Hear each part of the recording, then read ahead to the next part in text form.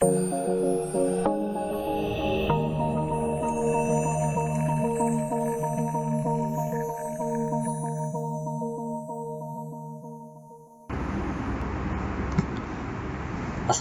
warahmatullahi wabarakatuh. Selamat pagi semuanya. Salam budi luhur. Bertemu lagi dengan saya, Nizamul Perkasa, di video perkuliahan mata kuliah Kecerdasan Tiruan, pertemuan ketiga tentang logika fuzzy. Jadi apa itu logika fuzzy? Logika fuzzy merupakan proses pengambilan keputusan berbasis aturan yang bertujuan untuk memecahkan masalah. Di mana sistem yang dimodelkan itu akan terdapat kesulitan atau ambiguitas serta ketidakjelasan yang berlimpah. Nah, logika fuzzy ini ditentukan oleh namanya persamaan logika. Dia berasal dari pemikiran yang mengidentifikasi serta mengambil keuntungan dari greyness atau keabu-abuan antara dua nilai ekstrim. Nah, kenapa kita menggunakan logika fuzzy? Alasannya adalah kemampuannya, logika fuzzy mempunyai kemampuan untuk memproses penalaran secara bahasa, dan dia tidak memerlukan persamaan matematika yang rumit. Kemudian logika fuzzy itu mudah untuk dimengerti. Lalu logika fuzzy dia memiliki toleransi terhadap data-data yang tidak tepat. Lalu logika fuzzy itu mampu memodelkan fungsi-fungsi nonlinear yang sangat kompleks. Lalu logika fuzzy juga dapat membangun dan mengaplikasikan pengalaman para pakar tanpa melalui proses pelatihan sebelumnya. Lalu dia juga dapat bekerja sama dengan teknik kendali secara konvensional. Dan terakhir, logika fuzzy didasarkan pada bahasa alami, atau bahasa yang kita pakai sehari. Nah, logika fuzzy memiliki dasar-dasar sebagai berikut. Ada variabel fuzzy, yaitu variabel yang akan dibahas dalam suatu sistem fuzzy. Kemudian himpunan fuzzy, yaitu kelompok yang mewakili suatu keadaan tertentu dalam suatu variabel fuzzy. Lalu ada semesta pembicaraan, merupakan seluruh nilai yang diizinkan untuk dioperasikan dalam suatu variabel fuzzy. Dan ada domain himpunan fuzzy, yaitu seluruh nilai yang diizinkan dalam semesta pembicaraan dan boleh dioperasikan dalam himpunan fuzzy. Itu domain himpunan fuzzy. Nah, himpunan fuzzy mempunyai dua atribut. Yang pertama itu linguistik, yaitu nama suatu kelompok yang mewakili suatu keadaan tertentu dengan menggunakan bahasa alami. Sebagai contoh, yaitu variabel temperatur yang dapat diwakili oleh dingin, sejuk, dan panas. Kemudian numeris, yaitu suatu nilai yang menunjukkan ukuran dari suatu variabel. Contohnya itu 10, 35, dan 40.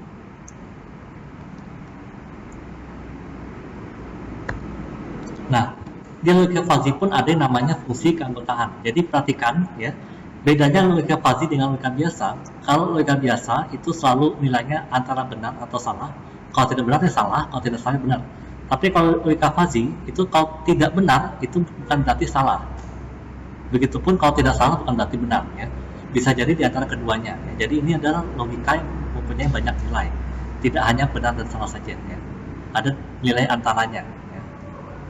Jadi fungsi keanggotaan merupakan grafik yang mewakili besar dari derajat keanggotaan masing-masing variabel input. Nilainya dari fungsi keanggotaan ini nilainya antara 0 dan 1. Kalau 0 itu sudah pasti benar, kalau 1 itu pasti salah. Kalau diantaranya berarti itu nilai antara. Lambangnya adalah huruf mu, mu x. Jadi fungsi keanggotaan itu lambangnya adalah mu x. Dia merupakan faktor bobot untuk menentukan pengaruh bagi rule pada saat melakukan inferensi. Seperti itu. Nah, ada beberapa grafik keanggotaan. Yang pertama itu grafik keanggotaan kurva linear. Rumusnya bisa kalian lihat sendiri. Jadi grafik keanggotaan kurva linear naik ini, kalau x-nya kurang dari sama dengan a, maka mu-nya bernilai 0. Lalu min a per b min a. Kalau di atas B maka nilainya 1. Misalnya grafiknya seperti ini. Kemudian ada grafik keanggotaan kurva linear turun. Kalau X-nya antara A dan B maka nilai mu X-nya adalah B min X per B min A. Lalu kalau X lebih besar dari B maka nilainya 0. Seperti itu. Kemudian segitiga.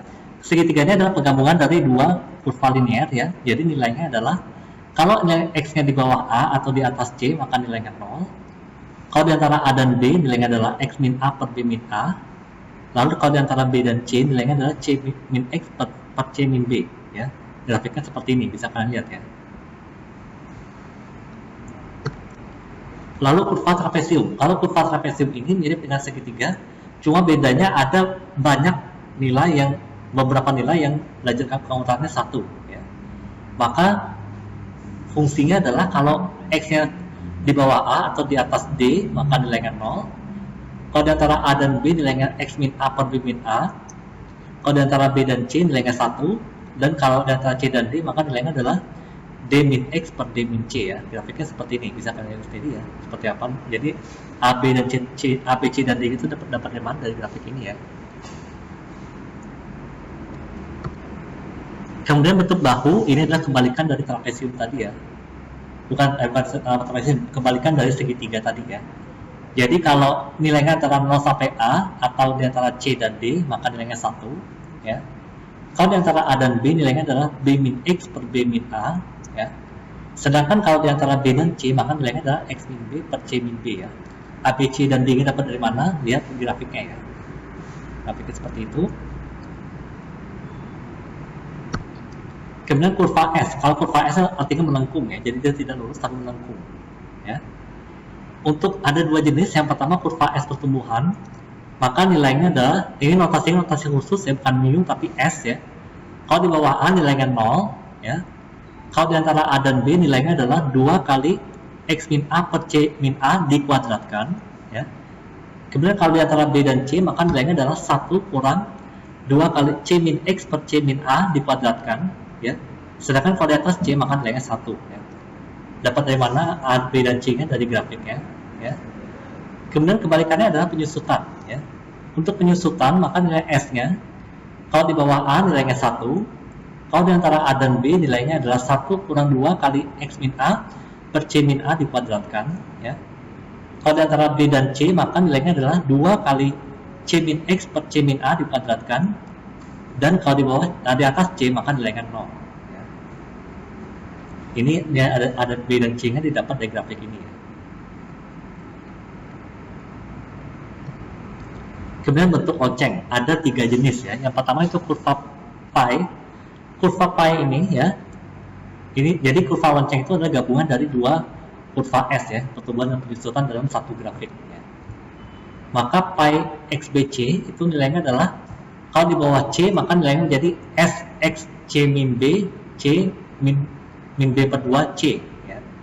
Itu kalau di bawah C. Sedangkan kalau di atas C, maka nilainya adalah 1 kurang S X C C plus B per 2 C plus B ya. Seperti itu. Ini didapat dari sini nilainya ya. Kemudian kalau kurva beta, maka nilainya adalah, kalau nilai betanya adalah 1 per 1 plus X min C per B dikuadratkan ya. Nilainya didapat dari sini ya, dari grafik ini. Yang terakhir yaitu kurva Gauss. Kurva Gauss ini ya, nilai G-nya adalah E, artinya eksponen dari E pangkat min L. Lihat L-nya didapat dari grafik ini dikali C min X dikuadratkan ya. C-nya didapat dari sini dan X-nya didapat dari sini ya.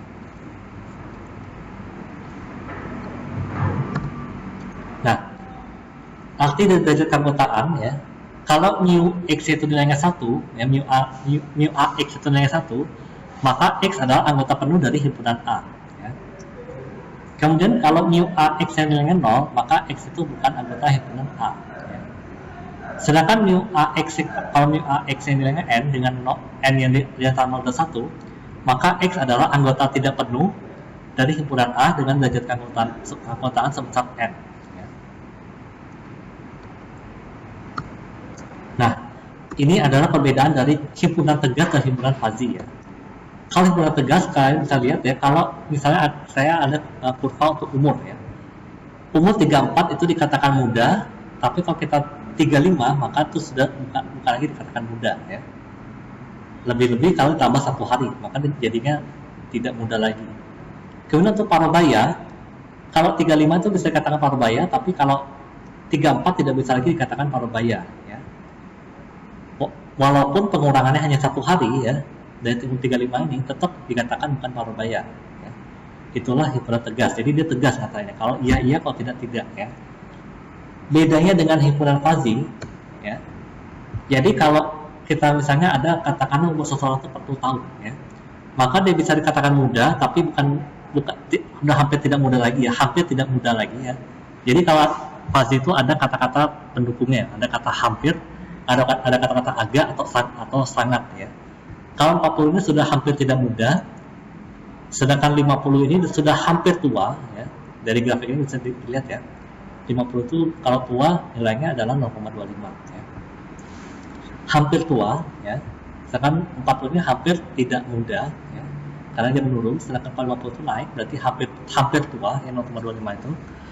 Kemudian untuk parubaya 40 itu dikatakan agak semi parubaya ya, karena 40 tahun itu dikatakan semi parubaya.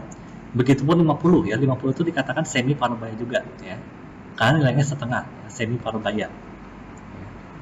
Seperti itu. Jadi bedanya kalau tegas itu langsung urun gitu aja ya, sedangkan kalau fazi dia pelan-pelan, urunnya pelan-pelan, dia tidak langsung tapi pelan-pelan ya, seperti itu. Kemudian ada operator Zadeh ya. Operator Zadeh itu merupakan operasi yang didefinisikan untuk mengombinasikan dan memodifikasi hipotesa. Nah, nilai keanggotaan hasil pengoperasian tersebut namanya adalah phase rank atau alpha predikat ya. Jadi operator Zadeh itu ada 3, yaitu N. N di sini ya berkaitan dengan irisan pada himpunan ya. Dengan kata lain, mu A irisan B-nya adalah nilai minimum dari mu A dan mu B-nya ya. Kemudian OR itu berkaitan dengan gabungan pada himpunan, atau dengan kata lain mu-nya adalah nilai maksimum dari mu A dan mu B ya, itu kalau OR. Terakhir ada NOT itu adalah berkaitan dengan komplement pada himpunan, yaitu mu A aksennya adalah 1 kurang mu A ya. Itu operator Zadeh ya. Jadi sangat mirip dengan operator logika biasa, cuma bedanya dia diekstensi ke himpunan fazi ya, seperti itu. Nah, contohnya seperti ini. Misalnya nilai keanggotaan 27 tahun pada himpunan usia muda adalah 0,6 ya. Dan nilai keanggotaan 2 juta rupiah pada himpunan penghasilan tinggi adalah 0,8. Maka ada alpha predikat untuk usia muda dan penghasilan tinggi ya, dan itu N ya. Makanya kalau N itu jadinya minimum, maka untuk nilai alpha predikat dari usia muda dan penghasilan tinggi jadinya adalah minimum dari 0,6 dan 0,8 menjadi 0,6 ya, itu. Kemudian kalau saya katakan usia muda atau penghasilan tinggi, atau itu berarti OR, berarti nilai alpha predikatnya adalah maksimum, berarti maksimum dari 0,6 dan 0,8 ya, jadi 0,8. Kemudian kalau saya katakan usia tidak muda, tidak itu 0, berarti mu-nya adalah 1 kurang mu sebelumnya, berarti mu komplementnya adalah 1 kurang 0,6, berarti 0,4 untuk usia tidak muda ya, seperti itu. Tidak itu 0 ya. Kemudian ada namanya penalaran monoton ya. Ini digunakan sebagai dasar untuk teknik implikasi fungsi ya. Misalnya ada 2 daerah fazi itu direlasikan dengan implikasi if X is A then Y is B, atau dengan transfer fungsi Y sama dengan fxa B ya, maka sistem fazi itu dapat berjalan tanpa harus melalui komposisi dan dekomposisi fazi ya. Outputnya itu dapat diestimasi langsung dari nilai keanggotaan yang berhubungan dengan antecedennya, yaitu proposisi setelah if ya. Jadi X itu namanya antecedent ya. Nah, contohnya sebagai berikut ya. Terdapat himpunan fazi tinggi dan berat yang relasinya diekspresikan dengan aturan if tinggi badan is tinggi dan berat badan is berat.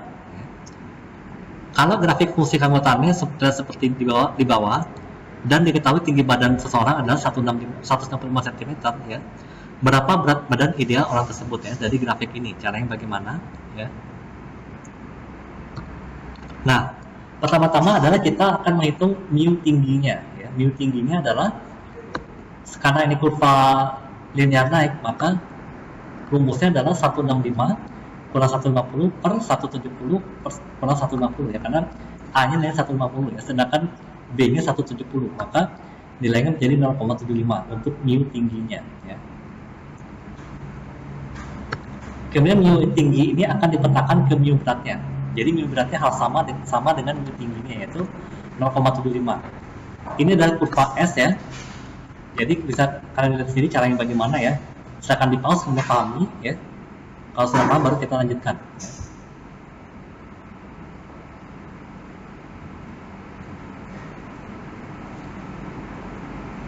Nah, kenapa ini yang diambil 59,4? Karena dia naik ya, bukan turun. Tapi kalau misalnya dia kurvanya lonceng, maka dia dua-duanya bisa diambil, bisa 594 atau 80,6. Cuma ini berhubung naik, makanya diambilnya lebih kecil, berarti 59,4 ya, seperti itu caranya. Oke, sekian dulu video saya untuk kali ini ya. Mohon maaf kalau ada kesalahan. Sampai jumpa lagi di minggu depan. Ya, saya Airi. Assalamualaikum warahmatullahi wabarakatuh. Salam dari luhur.